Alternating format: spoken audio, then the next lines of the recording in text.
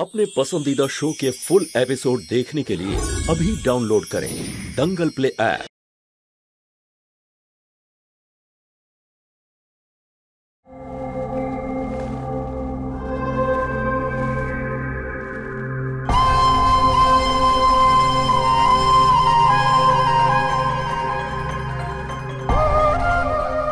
খেয়ে নাও, সকাল থেকে কিছু খাওনি তুমি, খিদে পেয়েছে। এটা ভেবো না যে আমি তোমার কমপ্লেন ফিরিয়ে নিলাম বলে আমাদের মধ্যে সবকিছু ঠিক হয়ে যাবে, আর না তোমার খামখেয়ালি সহ্য করব। আমি এখানে শুধুমাত্র নিজের বাবার সম্মানের জন্য রয়েছি।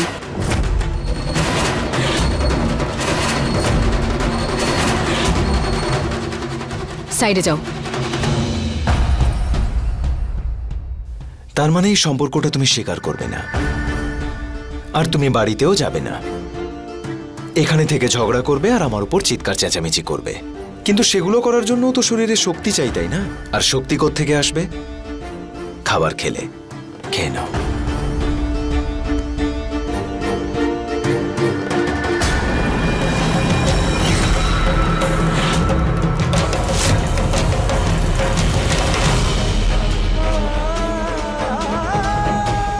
আমাকে কষ্ট দিয়ে যদি তোমার কষ্ট কমে যায়, তাহলে তোমার সব কষ্ট সহ্য করতে রাজি।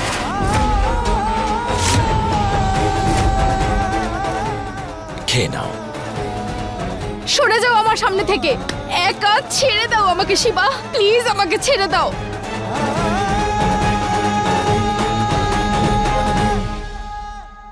সরি কাকু, যে আমরা আমাদের এই প্ল্যানের ব্যাপারে তোমাকে আগে থেকে কিছুই জানাইনি। আমার মত ছাড়া তুমি এই খেলাটা কি করে শেষ করলে চাননি? তোমার কি মনে হয়েছিল যে আমি কোনো কথা হজম করতে পারবো না, সবকিছু গিয়ে মাকে বলে দেবো? আরে বাবা, এতদিনের সঙ্গ আমাদের দুজনের, বুঝতে পেরেছ? খেলা শুরু হওয়া থেকে পরিণতি আসা পর্যন্ত সবকিছু আমরা একসঙ্গে করেছি, কিন্তু এইবারে তুমি আমাকে না বলে খেলাটা শুরু করে দিলে। আমি তো একটা মেয়ে, আর একটা মেয়ের মন বোঝা এত সহজ নাকি?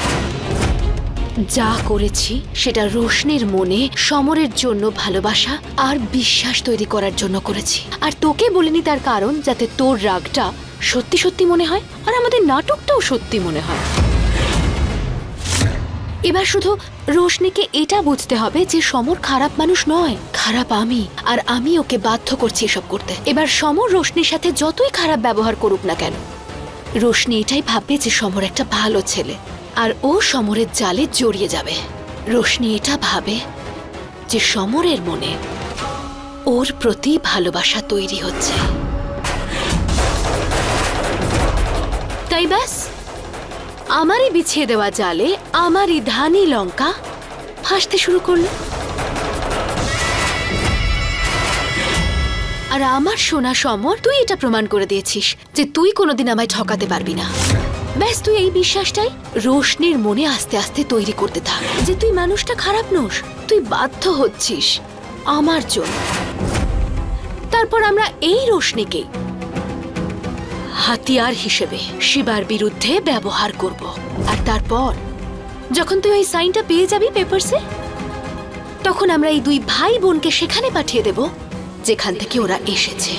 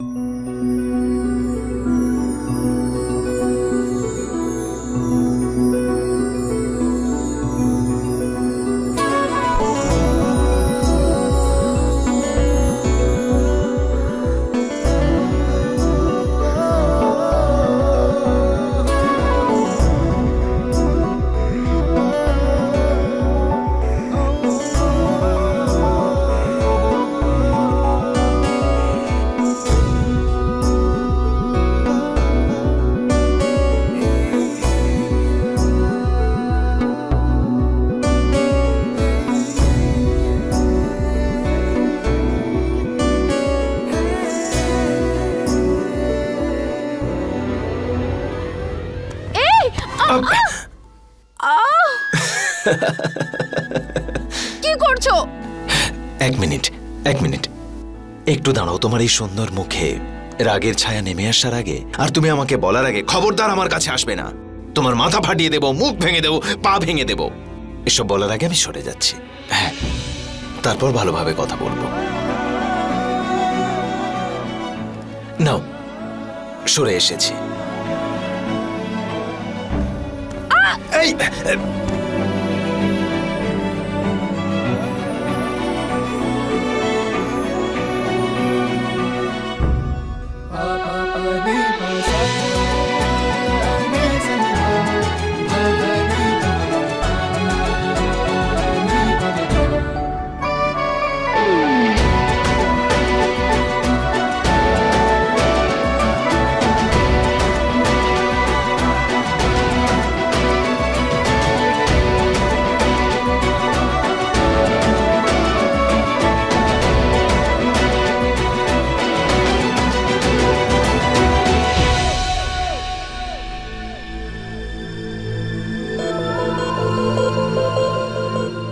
করছোটা কি সকাল সকাল? কনক, কাল তুমি আমার সাথে অনেক ঝগড়া করেছো, কিন্তু এই বাড়ির চৌকাট পেরিয়ে যাওনি। আর এটা করে তুমি তোমার বাবার সম্মান যে রক্ষা করেছো, তার জন্য তোমার বাবা খুব গর্ব করবেন।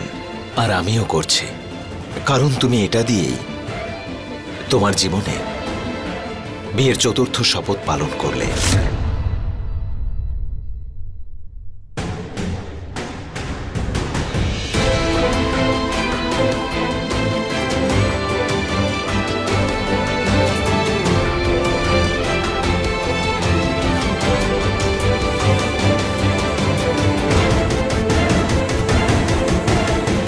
আর এখন সময় বিয়ের পঞ্চম শপথের।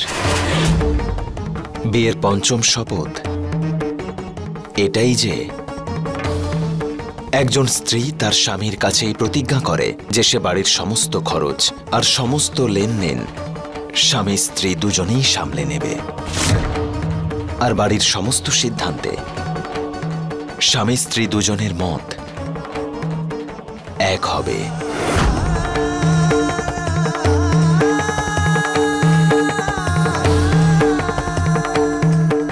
কনক, আমি এই বাড়ির মালিক, আর তুমি আমার বিবাহিতা স্ত্রী, মানে এই বাড়ির মালকিন, এই বাড়ির লক্ষ্মী।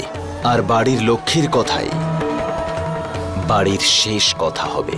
আজ থেকে বাড়ির সবাই তোমার কথা শুনবে, আর আমিও তোমার থেকে কোনো মত না নিয়ে কোনো সিদ্ধান্ত নেব না।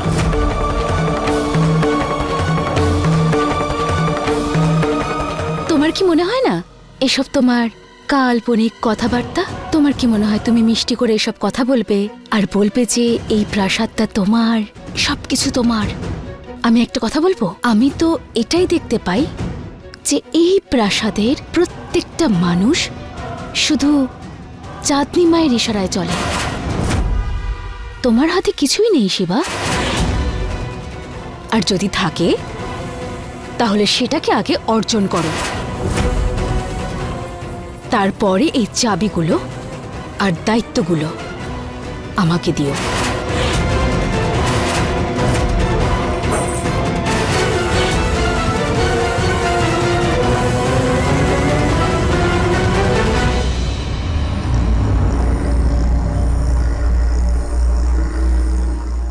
কনক, যেখানে আমার অধিকার আছে সেই অধিকার আমার থেকে কেউ ছিনিয়ে নিতে পারবে না।